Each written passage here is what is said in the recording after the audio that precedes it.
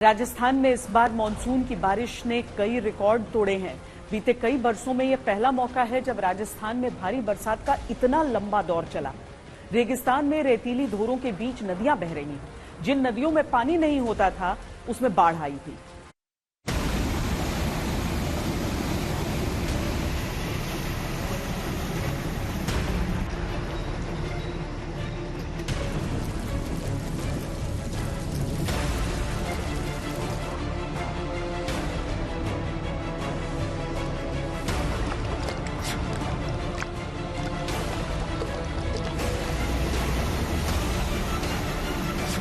राजस्थान का ये वो इलाका है जहां रेत ज्यादा, मिट्टी कम है।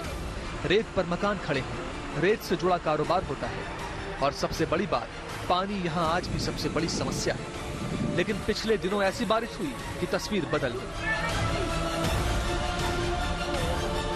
हैरानी इस बात की है कि जैसलमेर में औसत से 58% अधिक बारिश हुई।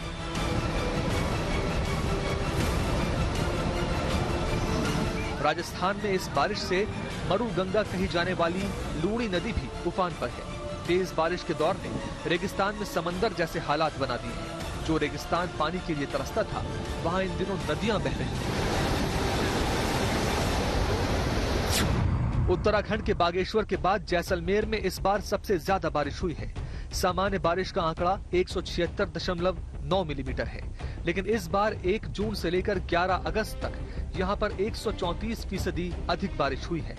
जैसलमेर में इस साल अब तक कुल मिलाकर 259.9 मिलीमीटर बारिश हो चुकी है।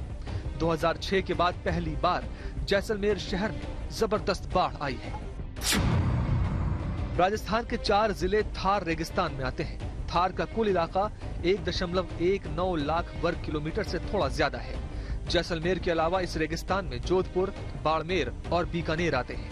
पहले जैसलमेर जिला अपने सूखे के लिए जाना जाता था। 1901 से 2015 के बीच जैसलमेर में सबसे अधिक 35 बार सूखा पड़ा।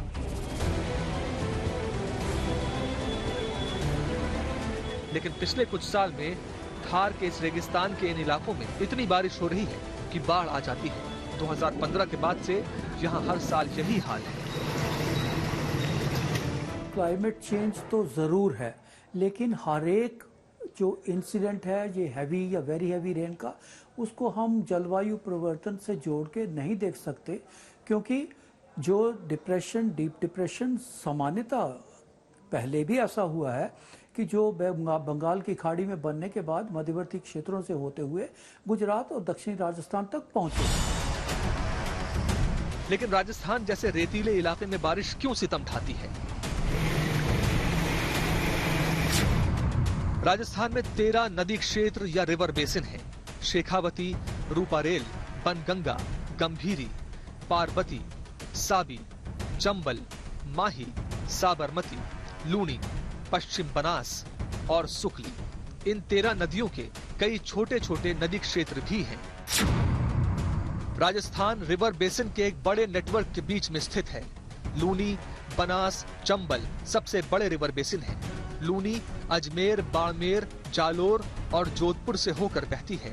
बनास उदयपुर, बूंदी से गुजरती है। बनास के छोटे नदी क्षेत्र चित्तौड़गढ़, जयपुर को कवर करते हैं। चंबल के नदी क्षेत्र में बूंदी, कोटा, झालावाड़ और बरान जिले आते हैं। अगर राजस्थान में बाढ़ के मुख्य कारणों के बारे में बात करें तो इसका पहला कारण कैचमेंट एरिया में बारिश के पानी का जमा होना है। बांध से जरूरत से ज्यादा पानी छोड़ने से भी इस इलाके में बाढ़ आती है। बांध में टूट फूट होना, बारिश के पैटर्न में बदलाव से फ्लैश फ्लड आना और शहरों में ड्रेनेज सिस्टम खराब होना भी इसके लिए जिम्मेदार है।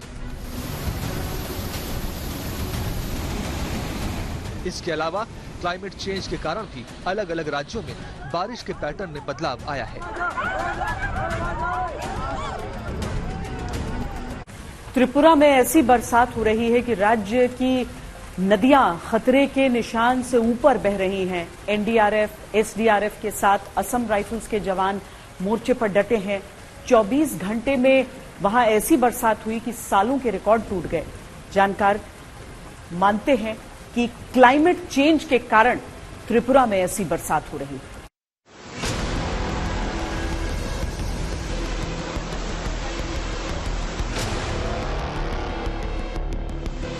त्रिपुरा ने 45 साल बाद देखी है ऐसी तबाही।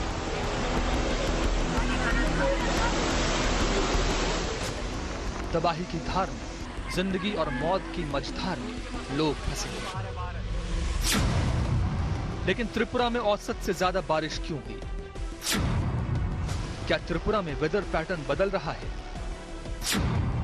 या फिर त्रिपुरा में जलवायु परिवर्तन का असर हो रहा है? एक बारिश का एपिसोड से आपको कभी भी कंक्लूड नहीं करना चाहिए कि ये क्लाइमेट चेंज है। हाँ, अगर आप लॉन्ग टर्म चेंज देखते हैं, बहुत सारे इवेंट्स लेके देखते हैं, तब आप एक नतीजे पर पहुंच सकते हैं।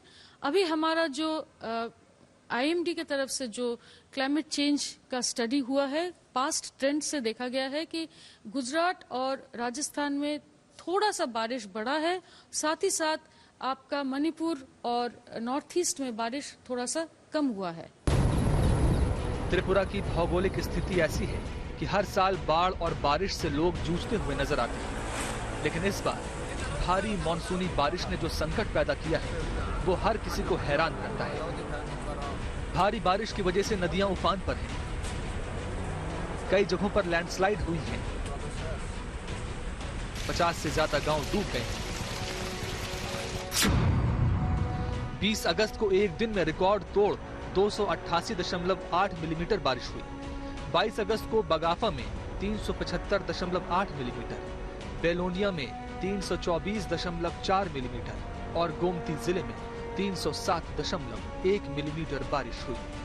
भारी बारिश की वजह से धलाई, मुहुरी, मनु और खोवाई जैसी बड़ी नदियां खतरे के स्तर को पार कर गईं। 30 साल बाद डंबूर बांध ओवरफ्लो हो गया, जिसकी वजह से कई इलाके जलमग्न हो गए। अब तक 30 से ज्यादा लोगों की त्रिपुरा में मौत हो चुकी है। कहते हैं जल ही जीवन है, लेकिन जल जब प्रलय बन जाता है तो जीवन नहीं, मौत बन जाता है। इस वक्त त्रिपुरा में हालात ऐसे हैं कि बाढ़ से हाहाकार मचा है। जानकार कहते हैं ऐसा इसलिए हो रहा है क्योंकि त्रिपुरा में वनों की कटाई बड़े पैमाने पर हो रही है। सुपारी और रबर जैसे नए बागानों की वजह से भूमि उद्योग के पैटर्न में जबरदस्त बदलाव आया है। त्रिपुरा में पिछले 10 सालों में 1100 वर्ग किलोमीटर फॉरेस्ट कवर में कमी आई है। ग्लोबल वार्मिंग के कारण बारिश की तीव्रता और फ्रीक्वेंसी दोनों बढ़ गई है। ग्लोबल वार्मिंग के कारण ही वाष्पीकरण ज्यादा हो रहा है और क्लाइमेट चेंज की वजह से सब कुछ सामान्य नहीं रह गया है।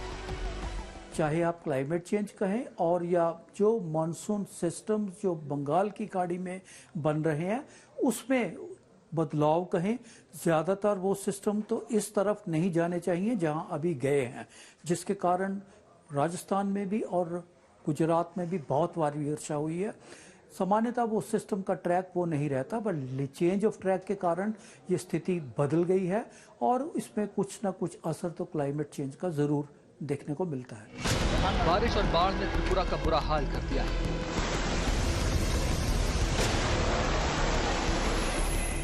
वायुसेना की हेलीकॉप्टर्स की मदद से लगातार रेस्क्यू ऑपरेशन जारी। राजस्थान और गुजरात की हाहाकारी तस्वीरें आपने देखी हैं, पर देश के और भी राज्यों में हाल बेहाल है। देश के 6 राज्य इस समय कुदरत की तबाही झेल रहे हैं। बिहार, मध्य प्रदेश और हिमाचल प्रदेश का भी हाल आपको इस रिपोर्ट में दिखाते हैं। जिंदगी की कश्ती सैलाब में हिचकोले खा रही है। घर ताश के पत्तों की तरह ढह रहे हैं। मवेशी बेमौत मारे जा रहे हैं। गाड़ियां तिनकों की तरह बह रही हैं। गांव-गांव, शहर-शहर, आधे हिंदुस्तान का बड़ा भयानक है मंजर। उत्तराखंड का जोशी मठ है ये। बादल फटने के बाद की तस्वीर है। अब कई घरों की पहचान मुश्किल है। बादल फटने के बाद ऊपर के हिस्से का एक मकान गिरकर नीचे आ गया। नतीजा ये हुआ, हर तरफ मलबा ही नजर आने लगा। देहरादून में ऐसी बारिश हुई कि सब कुछ बिखर गया। ऐसी बारिश हुई कि गाड़ियां तैरने लगी, बाइक वाले सड़कों पर फंस गए। बाढ़ और बारिश का ये कहर अभी थमने वाला नहीं है। मौसम विभाग के अनुसार देहरादून, उधम सिंह नगर और बागेश्वर सहित कई इलाकों में भारी बारिश का अलर्ट जारी किया गया है। यूपी में जोरदार बारिश के कारण नदी नाले उफान पर हैं। वाराणसी में 5वीं बार गंगा का जलस्तर बढ़ने लगा है।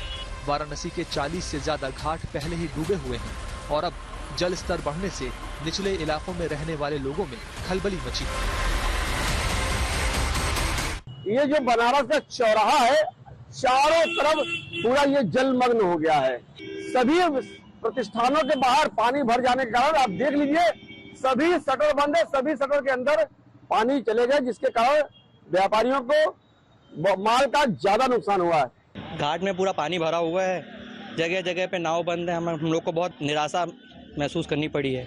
बनारस का मतलब ये है कि घाट घूमना, तो अब बाढ़ की वजह से पूरे घाट रोड पे पानी है, इधर कीचड़ उचड़ भी पूरा चढ़ा हुआ है ऊपर तक, तो इससे घूमना मतलब बहुत ही बंद हो गया है सभी लोगों का। फिर पुल गिर गया, फिर पुल गिर गया, हो गया, गिर गया पुल सा। बिहार के भागलपुर में कुछ दिनों पहले 44 करोड़ की लागत से बना रिंग बांध पल भर में गंगा में समा गया, जिससे सैकड़ों परिवारों के ऊपर आफत के बादल मंडराने लगे। जब तक लोग संभल पाते, गंगा नदी कई गांवों में प्रवेश कर चुकी थी। राज्य बदलते जा रहे हैं, मगर बाढ़ से बर्बादी की तस्वीरें नहीं बदल रही। जैसी बाढ़ राजस्थान और गुजरात में है, वैसी ही बाढ़ यूपी, एमपी और बिहार के कई इलाके। हमारी इस पेशकश में अभी के लिए इतना ही। देश और दुनिया की बाकी खबरों के लिए आप देखते रहिए आज तक।